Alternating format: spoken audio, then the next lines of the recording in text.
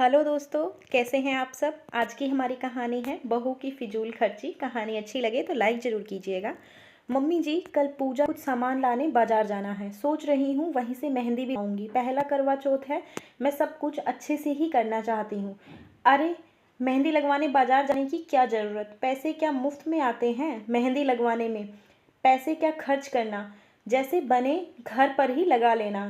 पैरों पर मेहंदी ना भी लगाएगी तो चलेगा, पैरों में तो बस महावर ही लगा लेना। मेघना जी गुस्से से बोली और काम में लग गई। शिवानी का मन उदास हो गया। मेघना जी का हमेशा का यही आलाप रहता था, पैसे क्या मुफ्त में आते हैं। हर बार इसी सब के चलते वह जाने कितनी बार शिवानी को अपनी ख्वाहिशों की बलि चढ़ाना पड़ता। शिवानी के पति अभिषेक पर घर की सारी जिम्मेदारी थी। घर का किराना, सब्जी, बिजली पानी का बिल, माँ बाबूजी की दवाई, तीज त्योहारों से लेकर घर में आने जाने वाले हर रिश्तेदार के खर्चे पानी, सभी की जिम्मेदारी अभिषेक की ही होती थी। इसमें वह कभी शिवानी के लिए मन से कुछ ले भी आता या कभी ज़रूरत पड़ने पर शिवानी अपने लिए कुछ मंगा लेती तो मेघना जी का मुंह बन जाता।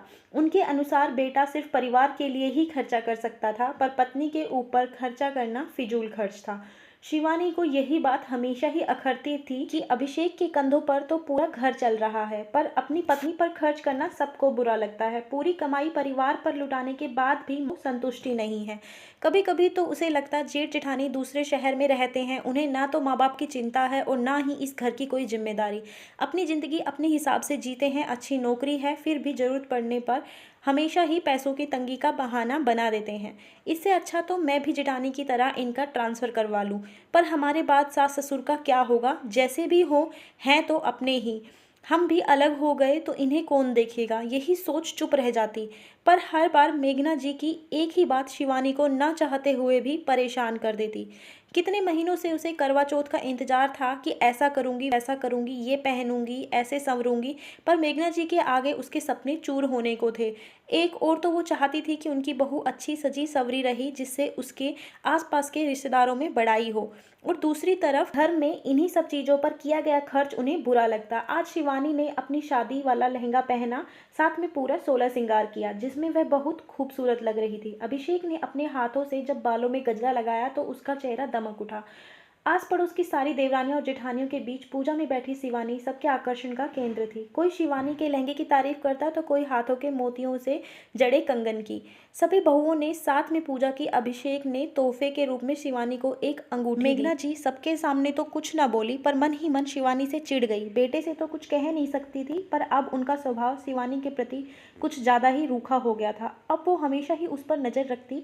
जब भी शिवानी कुछ भी लाने को कहती तुरंत टोक देती, इस क्या ज़रूरत है, इतना सब कुछ तो रखा है तेरे पास। अभिषेक का स्वभाव ऐसा नहीं था कि अपनी पत्नी के लिए चोरी छिपे कोई चीज़ लाता, इसीलिए जब भी कुछ लाता तो सबको पता चल ही जाता।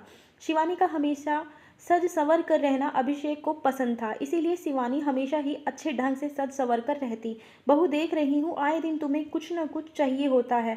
हर दिन तेरी सभी क्रीम, कभी पाउडर, कभी साड़ी। तुम्हारा इतना फिजूल खर्चा हम सब नहीं उठा सकते।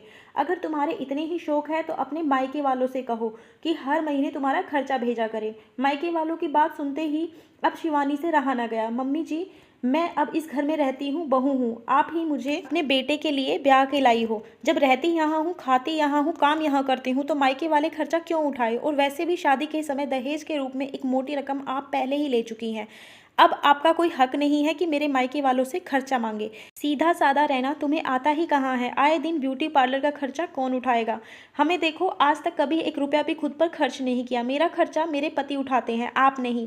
जब मेरा खर्चा उठाने वाले को कोई दिक्कत नहीं तो आप कौन होती हैं खर्चे का रोना रोने वाली। घर के आटा दाल से लेकर छोटी से छोटी ज़रूरत मेरे पति ही पूरी करते हैं। मेरे लिए कुछ लाते भी हैं तो आपके लिए भी कुछ ना कुछ ज़रूर लाते हैं। सभी ज़रूरतों के बाद अगर अपनी पत्नी पर कुछ खर्चा कर भी देते हैं तो इसमें बुराई क्या है।